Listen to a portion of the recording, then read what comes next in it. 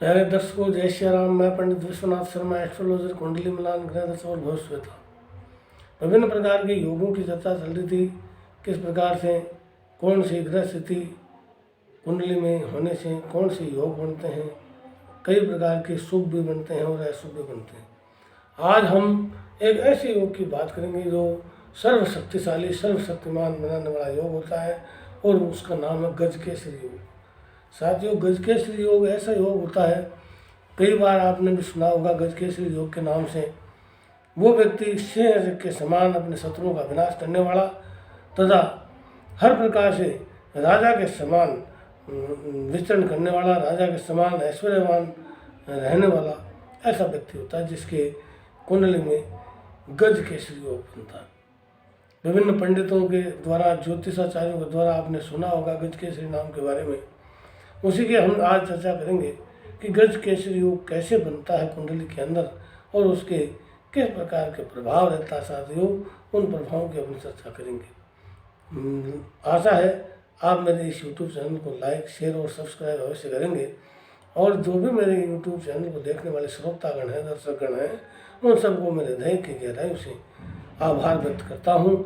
हमारे भारत देश के तो देशवासी हैं ही हैं, विदेश के जो हमारे चैनल को देखते हैं उनको भी मैं बहुत बहुत साधुवाद देता हूँ, बहुत बहुत धन्यवाद ज्ञापित करता हूँ। हृदय की गहराई से उनका आभार व्यक्त करता हूँ। अब्रोड जो मुझे देखते हैं, सुनते हैं और अपने जीवन को कल्याण में बनाते हैं, ऐसे ही विभिन्न प्रकार के योगों से आपको नित्य प्रति में अवगत करवाता रहता हूँ। विभिन्न प्रकार की जानकारियों के साथ में प्रतिदिन आपके सामने उपस्थित रहता हूँ। साथियों, देखिए किस प्रकार के योगा योग बनते हैं। आज हम चर्चा करते हैं गजकेसरी योग की।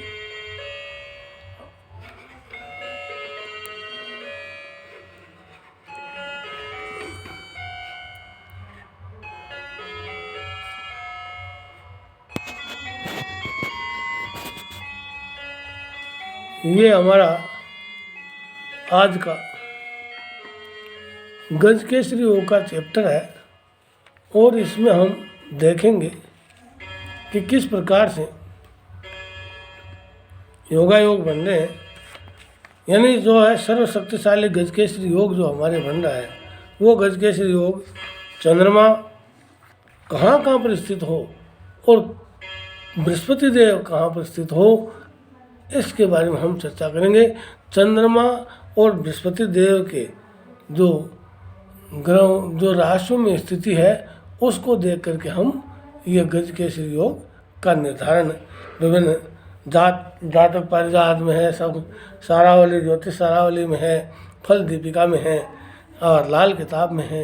ये सब बातें बताई गई है। तो अपन चर्चा करेंगे सर्वप्रथम कि गजकेसरी योग कैसे बनता है।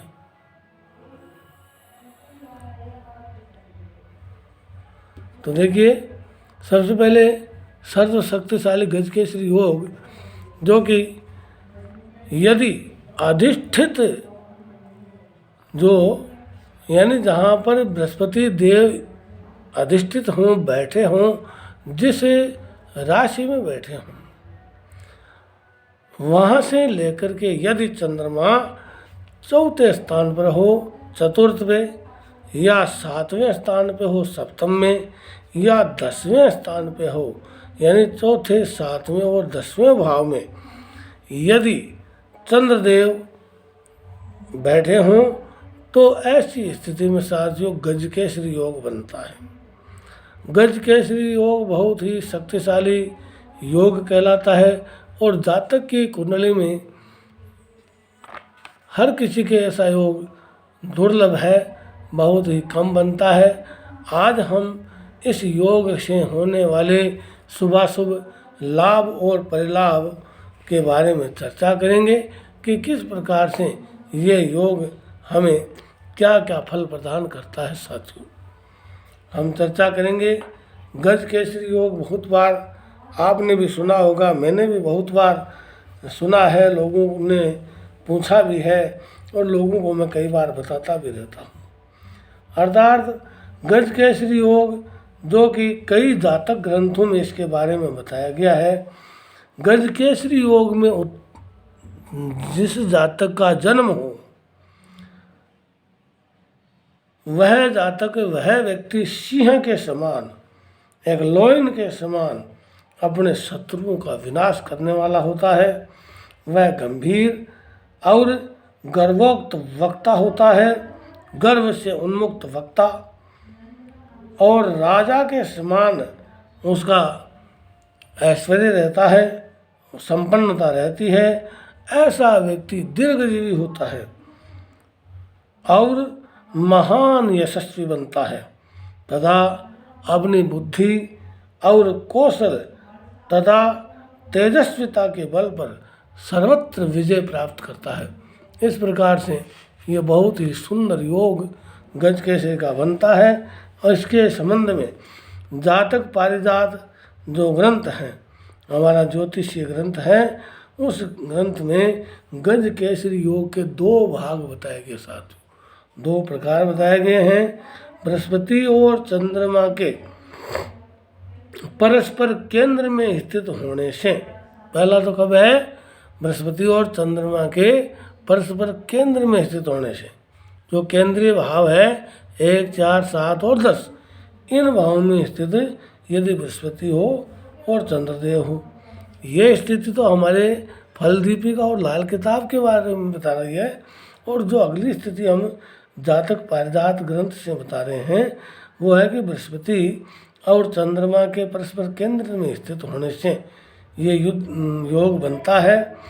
बुध, बृहस्पति और शुक्र यदि अपनी नीच राशि में नहीं हो, बुध देव, बृहस्पति देव और शुक्र देव यदि अपनी नीच राशि में नहीं हो तो, तथा वे तीनों ही अस्त अवस्था में नहीं हो, तथा उनके द्वारा चंद्रमा के ऊपर दृष्टि डाली जाती हो, चंद्रमा के ऊपर इनके दृष्टि डाली जाती हो, तो ऐसी स्थिति में गजकेसरी योग का निर्माण होता है साथियों। तो दोनों ही स्थितियों में गजकेसरी का योग बनता है। जैसे केसरी व रिपुवर्ग निहंता, प्रौढ़वाक सदसी राजसव्रति, दीर्घजिह्वात यशः, पटुबुद्धि तेजसा जयति केसरी योगी। ये तो केसरी योग के बारे में बताया आपको ऊपर कि किस प्रकार से वो जो है सिंह के समान शत्रुओं का नाश करने वाला, गर्वोक्त वक्ता, राजा के समान रहने वाला, दीर्घजीवी, महान यशस्वी, बुद्धि कौशल तेजस्विता। लेकिन इसके साथ ही अगला दोहा, अगला श्लोक अपन कहेंगे जो कि पारिजात, जातक पारिजात के द्वारा लिया गया। केंद्र स्थित देवगुरु मृगांकाद्योगस्थ मुर्ग केसरी थी, दृष्टि सीतायन्दुसुते शशांके निचास्तहीने हिनेर्ग गजकेसरी सात।